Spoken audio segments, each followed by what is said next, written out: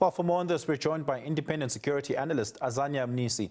Azaniah, good evening. Thank you so much for joining us. Really do appreciate it. It's quite clear from the reading of the statement coming from the presidency that the second interim report had focused on the handling of the Ket Matlala tender in the Medicare 24 Medicare 24 Tshwane case, and those who were related to it either directly or parenthetically. But conspicuously absent from that is any recommendations for any action to be taken against General Fannie Nkosi, who currently is facing charges and is suspended on the very basis of that matter.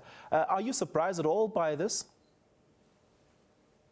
Obviously, I'm not surprised. We have seen that when it comes to the issue of the charges preferred against the National Commissioner, General Fannie Nkosi, is concocted kind of charges that they were forced into him to stick, while it's very much evident that they're not sticking at all. So, however, it's very much important that he be exonerated by the court of law, and or if there is a case for him to answer, let him be able to answer the case before the court of law. That is the rightful platform that will be able to make proper pronouncements with regard to his actions or omissions in that regard. Yeah. Let's talk about the fact that the Commission has been able to deliver 2 interim reports now recommending action against certain people, despite a final report still having to be considered and drafted. And of course, the final report, needs to be made public at some point, and those affected would have had sight of it.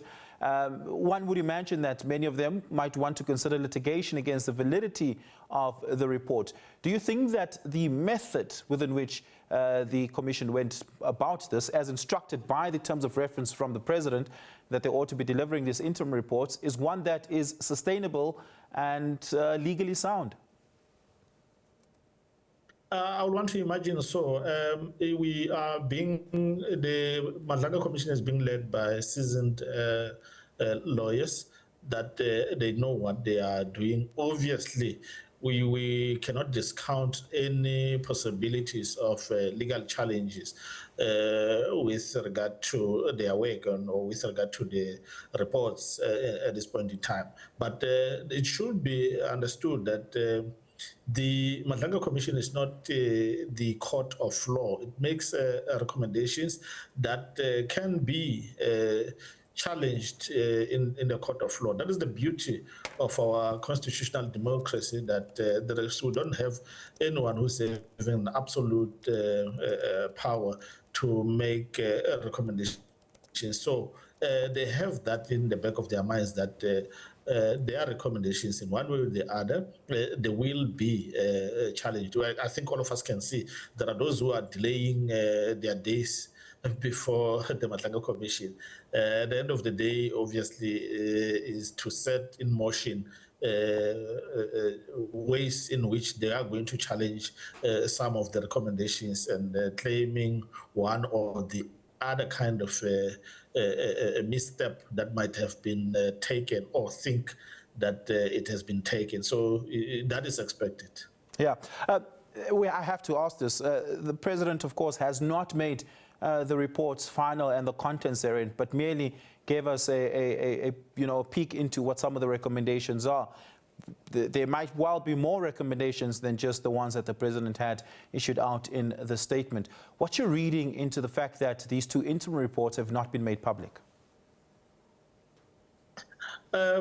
Obviously, because it may it may result in other people putting in legal challenges at this point in time against the report. So it is good that finally the report of Madlanga will be made public by the President at the right time. So for now, we should be allowing the wheel that is set in motion to move, and we should not allow any kind of interferences, be it mechanical or technical, to stop this beautiful work of Madlanga. So let it be remain in that way, just to protect the work that is being done there. Then later on, I think the country is waiting for the report, and it is embedded in the president to make sure that at the end of the day, this report is released. We can see that it's not, obviously, there are still interim reports because there are still a lot of evidence that must be tabled before the Madlanga, and then so that they can make their recommendations and final report later on in November. Yeah, well, we're going to have to leave it there. Thank you so much for your time and your analysis and insights on this, Azaniah. Really do appreciate it. Azaniah Mnisi is an independent security analyst.